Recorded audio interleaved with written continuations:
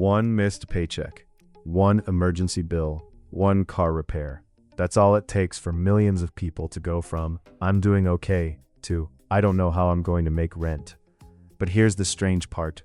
Some people earning $50,000 a year eventually become financially free, while others earning $200,000 still feel broke every month. So the problem is not always income. The real problem is the system behind the income, where the money goes, what it buys, what it builds, and whether each paycheck moves you closer to freedom or just resets the same cycle again. The paycheck-to-paycheck cycle usually does not start with one huge mistake. It starts with normal life. Rent goes up, groceries cost more, gas costs more, insurance increases, then you add a car payment, a few subscriptions, food delivery, credit card balances, and weekend spending. Suddenly, every dollar is already spoken for before it arrives. You get paid on Friday, feel relief for 2 days, then by Monday the money is mostly gone. The paycheck did not build wealth, it only refilled the tank long enough to keep the machine running. Financial freedom begins with one uncomfortable question. How long could you survive if your paycheck stopped tomorrow? Not how much do you make, not what car do you drive, not how nice is your house, how many days could you cover your real life without new income? If the answer is 1 week, you are financially fragile. If the answer is 3 months, you have breathing room. If the answer is several years, you have freedom. This is why income and wealth are not the same thing. Income is what comes in. Wealth is what stays and grows. Step 1 is not investing. Step 1 is awareness. You need to know exactly where your money is going. Most people guess, and guessing keeps them trapped. Pull the last 30 days of spending. Separate everything into 5 buckets: housing, transportation, food, debt payments, and everything else. Then calculate your real monthly burn rate. If you bring home $5,000 and spend $4,950, you are not financially stable. You are operating with a $50 margin. That is not a plan. That is a financial cliff with a paycheck standing in front of it. Now create your first number, the survival number. This is not your dream lifestyle. This is the minimum cost to keep your life running. Rent or mortgage, utilities, groceries, insurance, gas, minimum debt payments, basic phone bill. If your normal monthly spending is $5,000, your survival number might be $3,500. That number matters because it tells you how much emergency savings you need. 3 months of survival expenses would be $10,500. 6 months would be $21,000. This number turns vague financial anxiety into a target you can actually attack. Step 2 is building a 1-month buffer. Before you chase huge investing goals, you need to stop being one paycheck behind. The first target is simple: save 1 month of survival expenses. If your survival number is $3,500, your first big target is $3,500 cash. Not invested, not in crypto, not tied up in something risky. Cash. This is your first wall between you and panic. Without this buffer, every unexpected expense becomes debt. With this buffer, the same emergency becomes annoying, but manageable. That is the beginning of control. Here's how you build that first buffer. Start by finding $500 per month. Not forever, just for the first stage. Cut $150 from eating out. Cancel $50 in unused subscriptions. Reduce impulse spending by $200. Sell unused items for another $300 to $500. If you can save $500 per month, you build a $3,500 starter buffer in 7 months. If you add a small side hustle earning $500 monthly, now you save $1,000 per month and build it in less than 4 months. The goal is not perfection. The goal is momentum. Step 3 is stopping financial leaks. A leak is any recurring expense that quietly drains future wealth. A $17 subscription sounds small, but 5 of them becomes $85 per month. A $700 car payment feels normal until you realize that is $8,400 per year after taxes. Food delivery 3 times per week can easily become $400 per month. These leaks matter because they steal investment capital. You don't need to become cheap, you need to become intentional. Every recurring expense should earn its place in your life. Now separate expenses into 3 categories: needs, comforts, and traps. Needs keep your life running. Comforts improve your life but can be adjusted. Traps are expenses that create stress, debt, or fake status. A safe apartment is a need. A slightly nicer apartment may be a comfort. A luxury apartment that keeps you broke is a trap. Reliable transportation is a need. A massive car payment may be a trap. This framework matters because financial freedom is not about cutting everything, it is about cutting the things that quietly own you. Step 4 is attacking toxic debt. Toxic debt usually means high-interest consumer debt, especially credit cards. If you owe $10,000 on a credit card at 22% interest, that debt is working against you every month. Paying minimums can keep you stuck for years. So choose a strategy. The avalanche method attacks the highest interest rate first. The snowball method attacks the smallest balance first for psychological momentum. Either can work. The important part is this: stop adding new debt while you pay off old debt. Otherwise, you are digging and filling the same hole. Let's use an example. Suppose you have 3 debts: $1,200 at 18%, $4,000 at 22%, and $7,500 at 19%. Minimum payments total $350 per month. If you only pay minimums, progress is painfully slow. But if you free up an extra $500 monthly, you now pay $850 toward debt. Start with the 22% balance. Once it is gone, roll that payment into the next debt. This creates a debt snowball effect. Your payment power gets stronger as each balance disappears. That is when debt payoff starts feeling possible. Step 5 is creating a basic money rule. A simple starting point is 70-20-10. Use 70% of take-home pay for living expenses, 20% for saving and investing, and 10% for debt payoff or giving. If you bring home $5,000 per month, that means $3,500 for life, $1,000 for wealth building, and $500 for debt or other priorities. This rule is not perfect for everyone, but it gives you structure. Without structure, money follows emotion, and emotion usually spends first, then hopes something is left over. Once debt is under control and your first buffer exists, step 6 is investing. This is where money starts working for you instead of only passing through you. You do not need to be a Wall Street expert. Many people start with retirement accounts, index funds, or diversified long-term investments. The key is consistency. If you invest $500 per month for 30 years at an average 8% return, it could grow to roughly $745,000. At $1,000 per month, it could grow to roughly $1.49 million. The habit matters more than the headline. The first investing goal should usually be automatic. Set the transfer so it happens right after payday. If you wait until the end of the month, life will usually consume the money. This is why pay yourself first works. You treat investing like a bill your future self must receive. If your paycheck hits on Friday, have $250 move automatically into savings or investments the same day. Automation removes emotion. It removes forgetting. It removes negotiation. The money moves before your brain has time to spend it. Now let's talk about employer retirement matches. If your employer offers a 401k match and you are not using it, you may be leaving free money on the table. Example: your company matches 50% of contributions up to 6% of salary. If you earn $70,000 and contribute 6%, that is $4,200 from you. The company adds $2,100. That is an immediate 50% return on that contribution before the market does anything. Very few financial opportunities are that powerful. Step 1 for many employees is simple. Step 7 is increasing income. Cutting expenses helps, but it has limits. You can only cut so much before life becomes miserable. Income has more upside. Start with your current job. Can you negotiate a raise? Can you move departments? Can you earn a certification? Can you switch companies? A $10,000 raise is not just more income. If you keep your lifestyle the same and invest most of it, it becomes wealth fuel. After taxes, that might be $600 extra per month. Invested consistently, that one raise could become hundreds of thousands over time. Side income can accelerate the journey dramatically.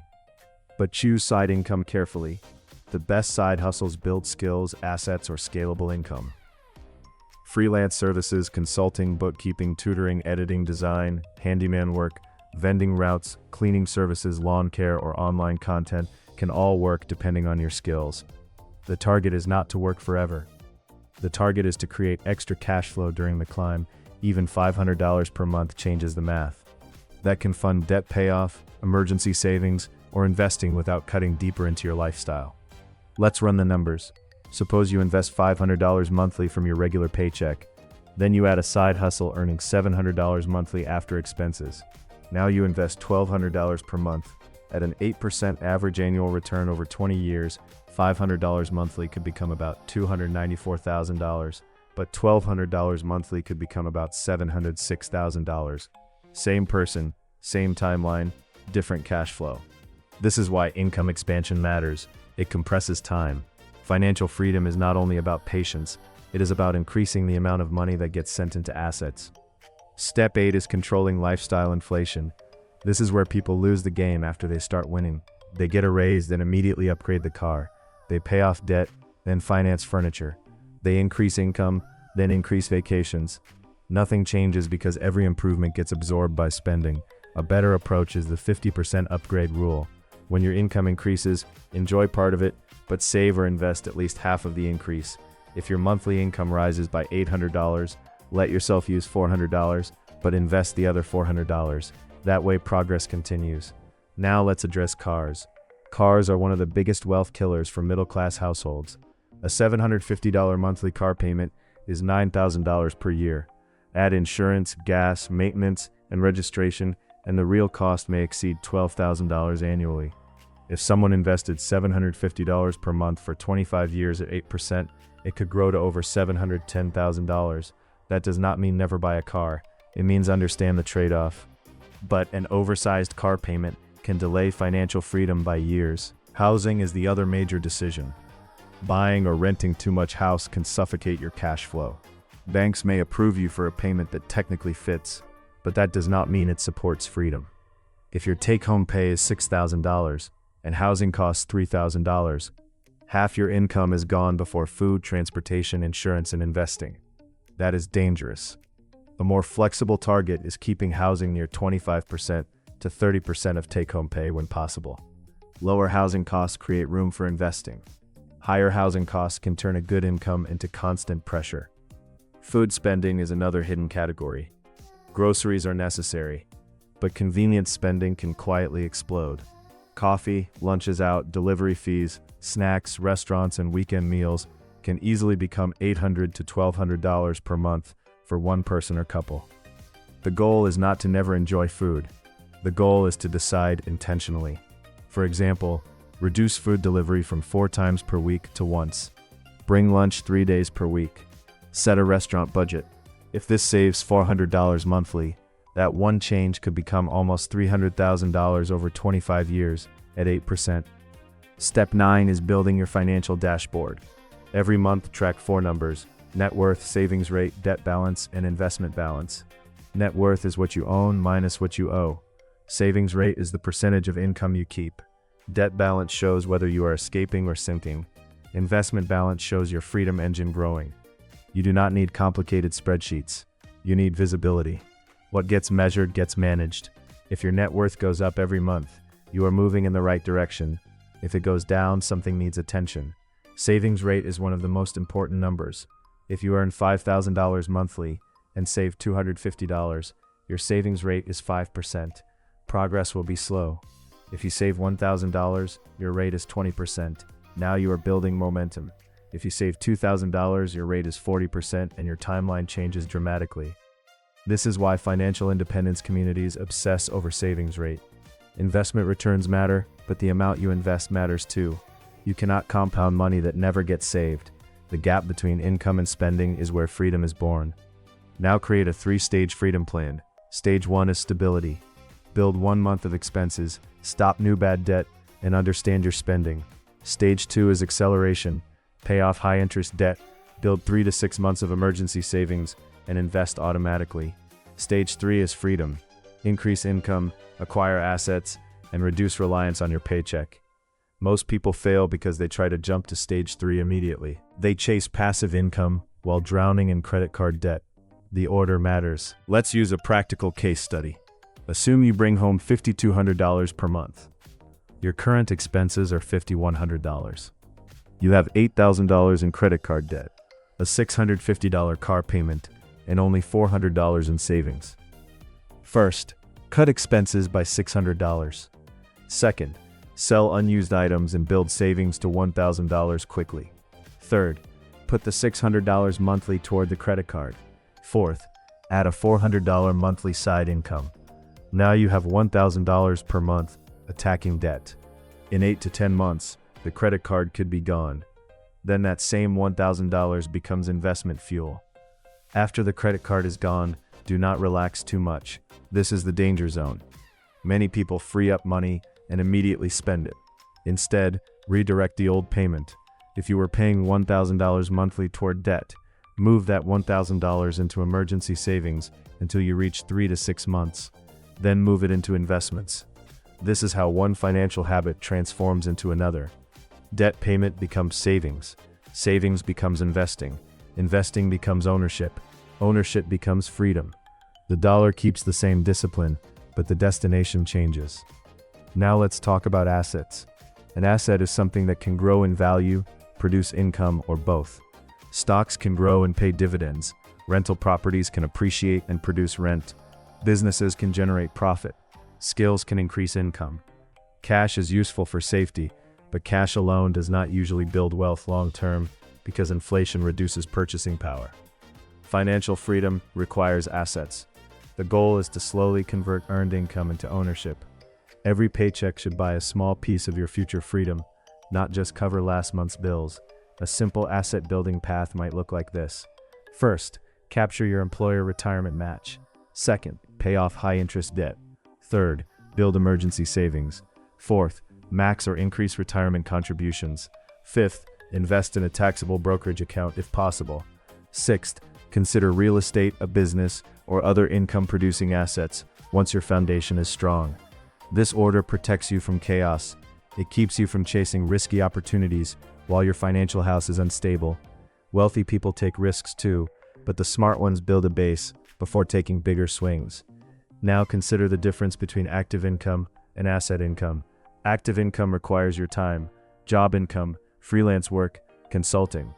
Asset income comes from ownership, dividends, business profit, rental cash flow, interest, royalties. At first, almost all your income is active. That is normal, but the goal is to slowly increase the asset income percentage. Maybe your investments produce $50 per month at first, then $200, then $1,000. Work becomes optional. That is financial freedom. Let's define your freedom number. Take your annual spending and multiply it by 25. This is based on the idea that a portfolio may support roughly 4% withdrawals annually over long periods. If you spend $50,000 per year, your rough freedom number is $1.25 million. If you spend $80,000, it is $2 million.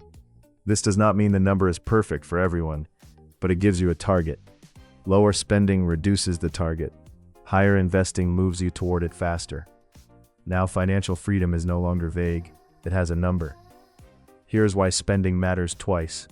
If you reduce annual spending from $80,000 to $60,000, you save $20,000 more per year.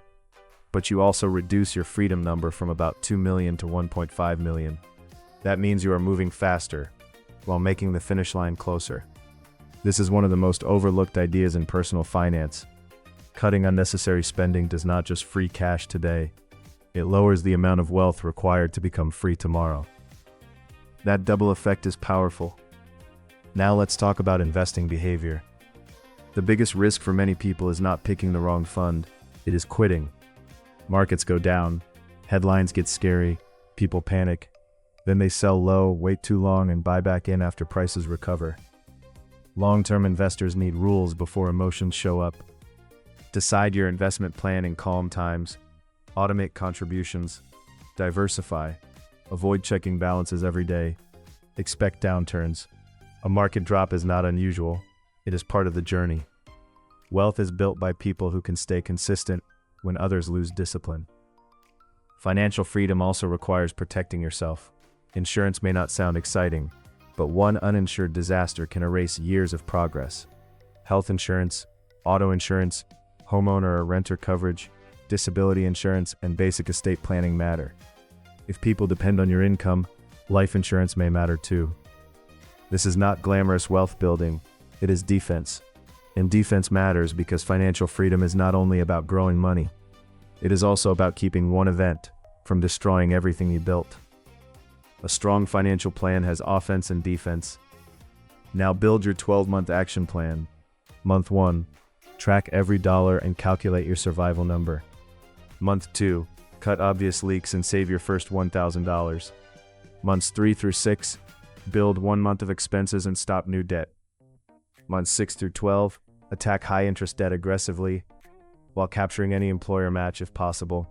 By the end of year 1, the goal is simple: more awareness, less debt, more savings, and automatic investing started. You may not be rich yet. Year 2 is acceleration. Increase your savings rate by 5% to 10%. Negotiate income or add a side income stream. Build your emergency fund to 3 months, then 6. Increase investments every time income rises. If you pay off a car or credit card, redirect that payment immediately. By the end of year 2, you should feel different. Not because you are suddenly wealthy, but because money is no longer pure chaos. You have a system. You have targets. You have momentum. That is how the paycheck cycle starts breaking. Years 3 to 5 are where the transformation becomes visible. Your debt may be lower. Your investments may have crossed $25,000, $50,000, or $100,000. Your emergency fund may be fully built. Your income may be higher because you improved skills or changed roles. This is when many people are tempted to inflate lifestyle. Be careful. This is also the phase where wealth starts compounding. The first $100,000 often feels slow, but after that, growth can begin to feel faster because your money is finally doing some of the work. The emotional change may be even more important than the financial one. When you have savings, you negotiate differently. You handle problems differently. You do not panic as quickly. You do not tolerate toxic jobs as easily. You stop making desperate choices. Financial freedom is not just a number, it is a shift in power. The less dependent you are on the next paycheck, the more control you have over your time, your work, and your future. That is why this journey matters. It changes how life feels. The path from paycheck to financial freedom is not built on one secret trick. It is built in order. Track your money, find your survival number, build a buffer, eliminate toxic debt, control lifestyle inflation, increase income, invest automatically, buy assets, protect the downside, repeat for years. That may sound simple, but simple is not the same as easy. Most people know pieces of this. Few people execute the whole system consistently. The system is what creates the result. Financial freedom is not about looking rich. It is about needing less permission from money. It is waking up without every decision being controlled by bills. It is having assets that support your life, instead of only having a paycheck that barely keeps up. The paycheck to paycheck cycle is a loop, but every loop has an exit. The exit is not hype. It is not luck. It is cash flow, discipline, ownership, and time. The moment you stop letting money disappear and start assigning it a mission, your financial life begins to change.